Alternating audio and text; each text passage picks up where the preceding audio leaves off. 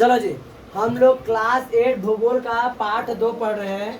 कृषि भारत कृषि एवं संसाधन, ऐसे कुछ है पाठ का नाम है, भारत कृषि एवं सिंचाई। उसका कल हम लोग कुछ पाठ पढ़ चुके थे, आज हम लोग दूसरा सेक्शन पढ़ने जा रहे हैं। देखो, हमारे देश में उत्पादित फसलों को 3 वर्गों में बांटा गया है। फसल कितने किस प्रकार के का फसलों का उत्पादन हमारे देश में होता है, इस हिसाब से फसलों को कितने भागों में वर्गीकृत किया गया है? 3 भागों में। पहला है खाद्यान्न फसलें। खाद्यान्न फसलों को हम लोग अनाज भी बोलते हैं। क्या बोलते हैं? अनाज भी, यानी कि एक तरह से जो खाने वाली चीजें हैं, जो क्या करने वाली है, खाने चीजें। नकदी फसलें, नकदी फसलें ऐसी होती हैं जिन फसलों का उगने के बाद उसमें बहुत ज़्यादा सुधार न किया जाए, डायरेक्ट उनको बाजार में बेच दिया जाए या डायरेक्ट उसका यूज किया जा सके, ऐसे फसलों को बोलते हैं नकदी फसलें। क्या बोलते हैं? नकदी। जैसे गन्ने का उग जाएगा तो उसको बस काटो, काट के जाके बेचो, कोई दिक्कत है उसमें? ऐसा उसमें साफ करो, ये करो, इससे कुछ करना नहीं होता, बस काटो, ले जाके ट्रक पे ला दो, जाके बेच दो, पास में रहे। कपास भी क्या है, मतलब बस बॉल की तरह होते हैं। कपास क्या बनता है? वस्त्र। कपास क्या बनते हैं? वस्त्र। वो बॉल की तरह फटता है, उसके बाद तोड़ के ले जाके बेच दो, उसका क्या बनेगा? कपड़ा।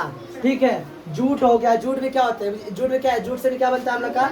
ये सभी रेसे हैं, ये सब क्या, इस सब से रेसे बनते हैं। तो ये सभी फसलें क्या कहलाती हैं? नकदी फसलें कहलाती हैं। नकदी फसलें ऐसी फसलें होती हैं जिनका उत्पादन के बाद उसमें बहुत ज़्यादा सुधार नहीं किया जाता है, सीधा उसका क्या किया जाता है? उपयोग किया जाता है। जबकि खाद्यान्न फसलें वह फसलें होती हैं जिनका उगने के बाद इसमें कुछ संशोधन यानी सुधार किया जाता है, उसके बाद हम लोग का उपयोग किया जाता है किसमें? खाने में, चबा कर खाने में। क्या चीज?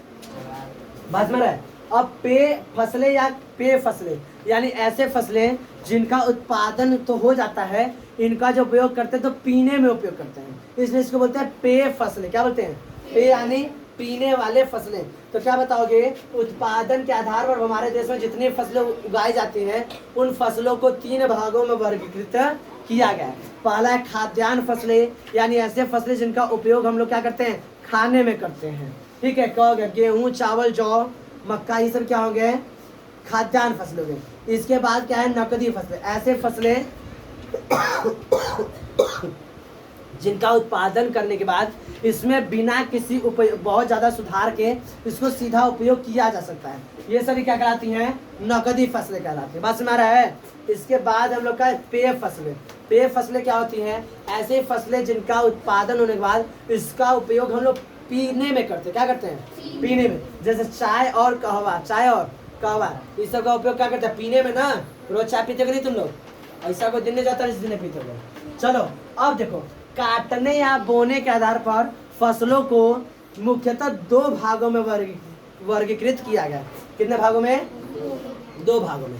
क्या बताओगे? काटने या बोने के आधार पर कृषि फसलों को मुख्य 2 भागों में बांटा गया। पहला है रबी फसलें, दूसरा है खरीफ फसलें। देखो, रबी फसलें क्या होती हैं? रबी फसलें वे फसलें होती हैं जिनका बोना मतलब सुन रहे हो, जिनका एक तरह से बोना हम लोग कहाँ स्टार्ट करते हैं? ठंडी में, और इसको काटते कब है? गर्मी के मौसम में। बात में रहा है। तो क्या बताओगे? ऐसी फसलें जिनको हम लोग ठंड के मौसम यानी जाड़े के मौसम में बोते हैं और गर्मी के मौसम में काटते हैं, वे फसलें क्या कहलाती हैं? रबी फसलें कहलाती हैं। उदाहरण के लिए गेहूं, चना, जौ, मटर आदि। गटर नहीं जी, मटर, तुम लोग गटर लिख दोगे। ये सभी क्या है? ये सभी रबी फसलें हैं। अभी इसको याद करने का तरीका बताएं कैसे होता है। अब अगला देखो, खरीफ फसलें। खरीफ फसलें क्या होती हैं? इसका जस्ट अपोजिट यानी उल्टा, वे फसलें जो ग्रीष्म ऋतु में बोई जाती हैं और जाड़े की ऋतु में काटी जाती हैं, वो सभी फसलें क्या कहलाती हैं? खरीफ फसलें कहलाती हैं। बात में आ रहा है। अब इसको देखो याद कैसे करोगे। देखो, पहला रबी, पहला क्या है? रबी। थोड़ा सा अंग्रेजी वर्ड को समझते हैं। देखो, ठंड का मौसम आता है तो हम अपने हाथों क्या करते हैं? रब करते हैं। कौन से ऋतु में? जाड़े की ऋतु में। कौन से ऋतु में? जाड़े। तो रबी फसलें कब बोई जाएंगी? जाड़े की ऋतु में। कौन से ऋतु में? जाड़े की ऋतु में। क्यों? क्योंकि जाड़े के मौसम में अपने हाथ को क्या करते हैं? ऐसे रब करते, रब यानी रगड़ते हैं। क्या करते हैं? रगड़ते हैं। तो रबी की फसलें कब बोई जाती हैं और काटी कब जाएंगी? ग्रीष्म ऋतु में। कोई दिक्कत? तो कौन कौन से उदाहरण क्या होता है? गेहूं, चना, जौ, मटर, ये सभी उदाहरण है किसके? रबी फसलों।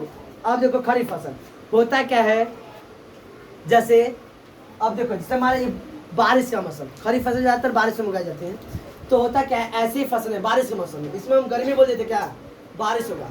खरीफ फसलें क्या होती हैं? ऐसी फसलें जो बरसात के मौसम में बोई जाती है। कब बोई जाती हैं? बरसात के मौसम में, जून to सितंबर के बीच में। उसके बाद जाड़े में आगे काट ले जाएंगे। तो ऐसी फसलें क्या बोलते हैं हम लोग? खरीफ फसलें। अब इसको देखो याद कैसे करेंगे। देखो हम लोग जब देखते हैं बरसात का मौसम आता है तो शहरों में देखते हो पूरा इलाका खराब हो जाता है। कैसा हो जाता है?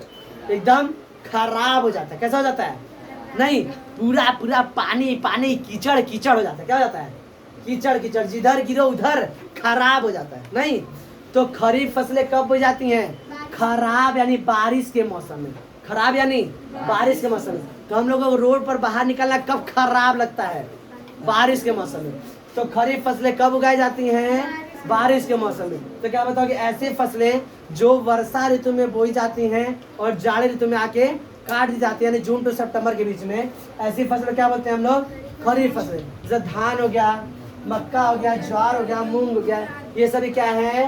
खरीफ फसलें हैं। याद करने में कोई दिक्कत? इसका परिभाषा तुम लोग खुद से लिख लो, कोई समस्या है?